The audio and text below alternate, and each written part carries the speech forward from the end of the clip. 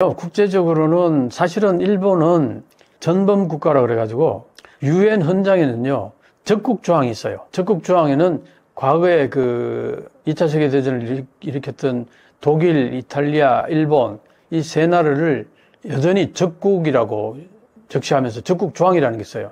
그 적국 조항은 뭐냐면은 이 세 나라에 대해서는 유엔 가입 국가들이 어떤 그 무력 분쟁이나 이런 게 생겼을 때는 국제연합의 허락을 받지 않고 공격해도 된다 이거예요.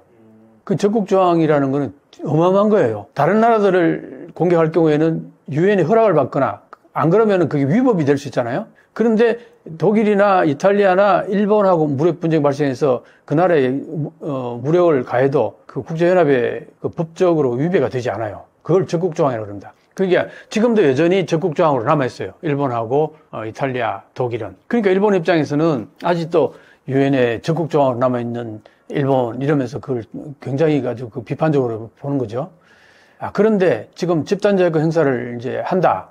만약에 미국이 대만 유사해서 이제 거기에서 중국과 미국이 전투가 붙었다. 거기에 미국을 도와주러 일본이 가는 경우에는 전 세계가 뭐라 그럴 수 있겠어요?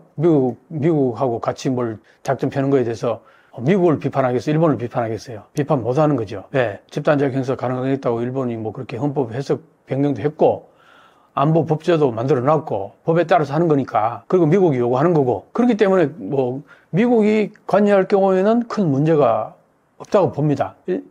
당장 한국 입장에서도 일본이 너희들 왜 집단적 행사하냐고 비판하고 그러진 않을 거예요. 왜? 미국하고 같이 작전을 펴는 거에 대해서 한국이 그렇게 비판할 근거는 없다고 봅니다. 자, 그런데 문제는 뭐냐면요.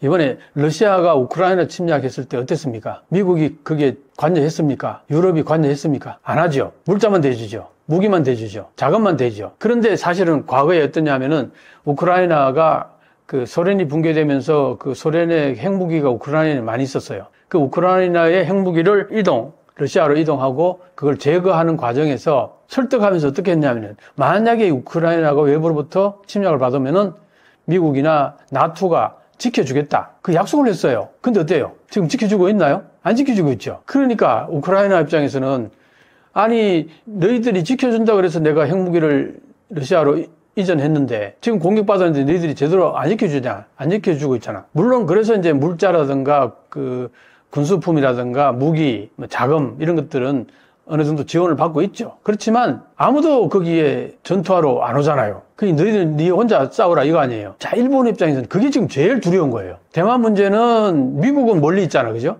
그런데 일본은 바로 옆이란 말이에요. 그래서 대만에서 전투가 벌어져서 중국과 대만이 전투가 벌어졌다. 자, 그러면은 미국이 와서 거기에 전쟁에 개입을 해서 대만을 도와주기 위해서 같이 전투를 치른다 그러면은 거기에 일본이 같이 가서 도와주는 거는 그렇게 큰 문제는 없다고 봅니다. 일본 입장에서는. 그런데 미국이 우크라이나의 예를 보듯이 안 올 수도 있다는 거예요. 미국의 전문가들이 그런 걸 상당히 염려합니다. 미국이 안 오고 일본 너희들 알아서 해. 다만 미국이 무기하고 물자는 대줄게. 이럴 가능성이 있다는 거예요.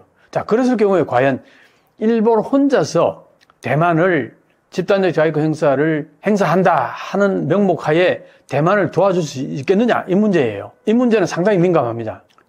일본 독자적으로 행동하는 거잖아요. 그 국제 분쟁의 해결 수단으로서 무기를 사용하는 거게 되는 거예요. 그 헌법 구조에 명백히 위반된다고, 그게. 국제 분쟁의 해결 수단이니까. 다만, 이제 국제 분쟁의 해결 수단이 아니라고 주장할 수 있는 근거가 대만 유사가 바로 일본의 존립위기 사태라고 보는 거예요. 그러니까 국제 분쟁이 아니라 일본의 존립위기를 지키기 위해서 대만을 도와준 거다. 대만하고 같이 전투를 치르는 거다.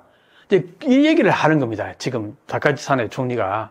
그러니까 이게 상당히 나는 이번에 이 발언들을, 이 과정들을 어제, 그제, 오늘 이 과정들을 보면서요. 이야, 보통 일이 아니다 하는 생각을 하고 있습니다. 왜냐하면 중국 입장에서는 시진핑 체제 하에서 대만을 통일하겠다는 의사를 종종 표명해왔고, 미국에서도 2027년은 넘기지 않을 거라는 얘기들을 하고 있고, 또 최근에는 모자랐다 이 얘기도 있고, 그러니까 중국은 대만을 공격할 게 확률이 상당히 높아지는 이 상황 속에서 일본이 대만 유산을 일본 유사하다, 집단 자격 행사 가능하다, 이렇게 논리를 펴고 그런 답변을 한다는 것 자체는 전쟁의 위험도가 상당히 지금 높아졌다 이 얘기예요.